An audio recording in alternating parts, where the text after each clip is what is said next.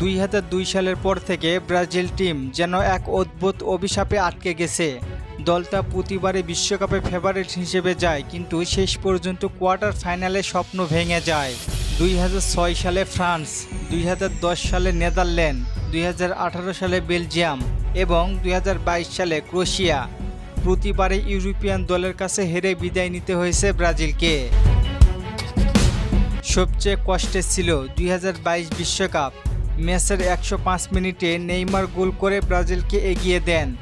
পুরো স্টেডিয়ামে তখন সেমিফাইনালে স্বপ্ন দেখছিল, কিন্তু শেষ পর্যন্ত ক্রোয়েশিয়ার গোল করে ম্যাচটাই ঘুরিয়ে দেয়। এরপরই টাইব্রেকারে ব্রাজিল হারল।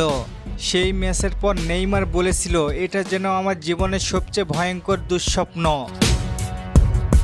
কিন্তু প্রশ্ন হলো, কেন এমন হয় ব্রাজিলের সাথেই? প্রথম কারণ হলো মানসিক চাপ। ব্রাজিল বিশ্বকাপে নামলে পুরো পৃথিবী তাদের কাছ থেকে ট্রফি আশা করে।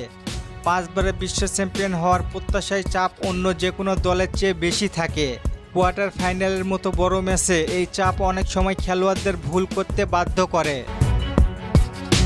এরপর দ্বিতীয় কারণ হলো ডিফেন্সের দুর্বলতা। ব্রাজিল সব সময় আক্রমণ ভাগে ভয়ঙ্কর, কিন্তু গুরুত্বপূর্ণ মুহূর্তে রক্ষণে ভুল করে বসে। 2022 সালে ক্রোয়েশিয়ার বিপক্ষে অতিরিক্ত সময়ে গোল খাওয়ার সময় ব্রাজিলের ডিফেন্স পুরো ওপেন হয়ে গিয়েছিল। অনেক বিশ্লেষক মনে করেন, ম্যাচ শেষ হওয়ার কয়েক মিনিট আগে এত বেশি আক্রমণে ওঠা ছিল ব্রাজিলের জন্য বড় একটি ভুল। বর্তমান কোচ কার্লো আনচেলত্তি নিজেও বলেছেন, 2022 সালে ব্রাজিলের বিদায় ভুলের চেয়েও দুর্ভাগ্য বেশি ছিল।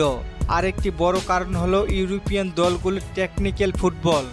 ব্রাজিল স্কিল আর আক্রমণে এগিয়ে থাকলেও ইউরোপিয়ান দলগুলো অনেক বেশি সংগঠিত ফুটবল খেলে। তারা ধৈর্য ধরে ম্যাচে নিয়ন্ত্রণ করে এবং ছোট সুযোগগুলো কাজে লাগায়।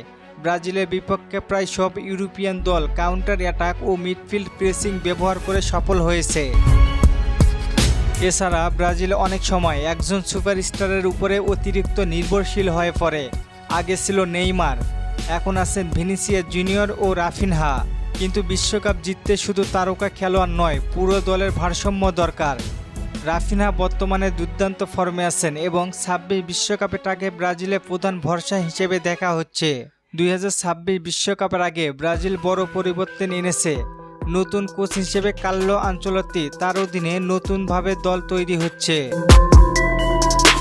তরুণ খেলোয়াড়দের সুযোগ দেওয়া হচ্ছে, বিশেষ করে এস্তেভাও এবং এনরিকে ভবিষ্যতের স্টার হিসেবে দেখা হচ্ছে। অন্যদিকে নেইমারকে নিয়ে এখনও অনিশ্চয়তা রয়েছে। ইনজুরির কারণে তিনি দীর্ঘদিন জাতীয় দলের বাইরে আছেন। তবে সাম্প্রতিক সময়ে মেসি বলেছেন, বিশ্বকাপে নেইমার থাকলে সেটা ফুটবলের জন্য ভালো হবে। যদিও আনচেলত্তি পরিষ্কার করে জানিয়ে দিয়েছেন, 100% ফিট না হলে নেইমারকে দলে নেওয়া হবে না। এখন ব্রাজিলের সামনে সবচেয়ে বড় চ্যালেঞ্জ হলো কোয়ার্টার ফাইনালে অভিশপ্ত ভাঙ্গা। স্কিল, তারকা, ইতিহাস সবই আছে, কিন্তু বড় ম্যাচে ঠান্ডা মাথা, শক্ত রক্ষণ এবং টেকনিক্যাল ডিসিপ্লিন ছাড়া বিশ্বকাপ জেতা সম্ভব নয়। তবে এটা বিষয় নিশ্চিত, ব্রাজিল টিম যতবারই হেরে যাক, বিশ্বকাপ পেলে মানুষ আবারও তাদেরকে ফেভারিট ভাববে। কারণ ব্রাজিল শুধু একটা দল নয়, ব্রাজিল হচ্ছে ফুটবলের আবেগ। আপনার কি মনে হয় 2026 বিশ্বকাপ ব্রাজিল কি জয় পেতে পারে? জানিয়ে দিন আপনার মূল্যবান মতামত। আর ফুটবলকে নিয়ে নতুন কোনো প্রশ্ন থাকলে করতে পারেন, পরবর্তী ভিডিওতে রিপ্লাই করব। ধন্যবাদ।